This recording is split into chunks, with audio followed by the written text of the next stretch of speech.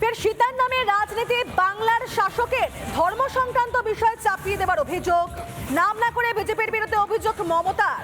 ওরা সীতার নাম করে না, সীতার অগ্নি পরীক্ষা জানে না, কৌশল্যা মায়ের নাম করে না। কোচবিহারের সভা থেকে ঠিক এই ভাষাতেই তোপ রাখলেন মমতা বন্দ্যোপাধ্যায়। কোনো অসুবিধে হলে আমি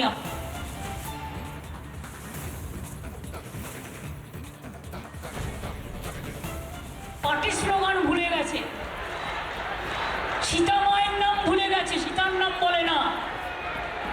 কৌশল্যা মায়ে জন্ম দিয়েছিল, তার নাম বলে না।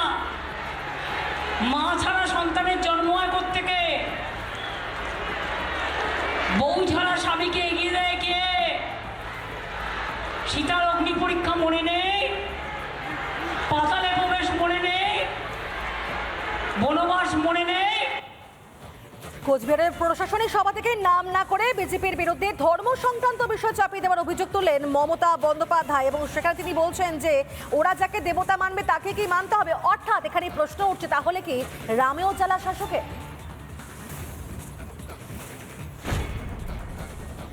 আর ওরা কিছু করবে বলে ঢাকঢোল পিটিয়ে ওরা যাকে দেবতা মানবে আমাকে তাকেই মানতে হবে। I am not bound to do so. আমি রামায়ণ মানি, ওটা আমাদের কোরআন মানি, বাইবেল মানি, গ্রন্থ সাহেব মানি, মাঝের থান মানি, জায়ের থান মানি, তপশিলীদের যে সমস্ত জায়গাগুলো আছে আমি মানি। মমতা বন্দ্যোপাধ্যায় বলছেন যে সীতা কৌশলার কথা বলে ওরা, সেটা তারা জানে কি? একই সঙ্গে সীতার অগ্নি পরীক্ষা কি তাদের মনে আছে? অর্থাৎ ফের রাম নিয়ে জ্বালা শাসকের এবং দেবদেবীদেরও জোর করে চাপিয়ে দেওয়ার অভিযোগ যেখানে করছেন মমতা বন্দ্যোপাধ্যায়। তবে এটা কি প্রথমবার? একেবারেই না। এর আগে 22শে জানুয়ারি অযোধ্যায় রামলালার ঠিক প্রাণ প্রতিষ্ঠা দিনই কলকাতা তৃণমূলের সংহতি মিছিল ছিল এবং সেই মিছিল শেষেই পার্ক সার্কাসের সভা থেকেও কিন্তু মমতা বন্দ্যোপাধ্যায় বলেছিলেন সীতা ছাড়া কি রাম হয়। শুনবো সেদিনের তার বক্তব্য। আমি রামের বিরুদ্ধ নই, আমি রাম সীতা দুজনকে শ্রদ্ধা করি। তোমরা সীতাদেবীর নামটাকে একবার বলো না, তার মানে কি অ্যান্টি উইমেন? আরো অ্যান্টি উইমেন। সীতা না থাকলে রাম হয় না, আর কৌশল্যা তুমি না থাকলে, মা না থাকলে রামের জন্ম হয় না। মাই জন্ম দেয়। রামের সাথে বনবাসে যিনি গিয়েছিলেন সীতাদেবী 14 বছর বনবাসে ছিলেন, আর অগ্নিকাণ্ডেও তাকে শেষকালে পাতাল প্রবেশ করতে হয়েছিল পরীক্ষা দেওয়ার জন্য। বিজেপির বিরুদ্ধে ধর্ম সংক্রান্ত বিষয় চাপিয়ে দেওয়ার অভিযোগ যখন তুলছেন মমতা বন্দ্যোপাধ্যায়, ঠিক সেই জায়গায় সেই প্রসঙ্গে বিরোধী দলনেতা শুভেন্দু অধিকারী কি বলছেন শুনব। রামচন্দ্র নামটার সঙ্গে ভারতবর্ষের আত্মা, ভারতবর্ষের স্বাভিমান, ভারতবর্ষের ঊর্জা, ভারতবর্ষের সব শক্তি, ভারতবর্ষের ইমোশন, আবেগ সমস্ত কিছু যুক্ত রয়েছে।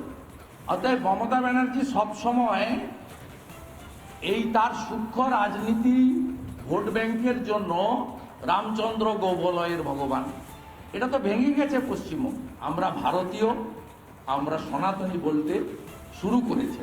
শুধু মমতা ব্যানার্জি একা নয়, তার দোসর রাহুল গান্ধীরা কাস্ট সেন্সাসের নামে হিন্দুদেরকে বিভাজিত করার একটা অপচেষ্টা করেছিলেন, যেটা ছত্তিশগড়, রাজস্থান, মধ্যপ্রদেশের নির্বাচনে পাবলিক রিজেক্ট করে দিয়েছে।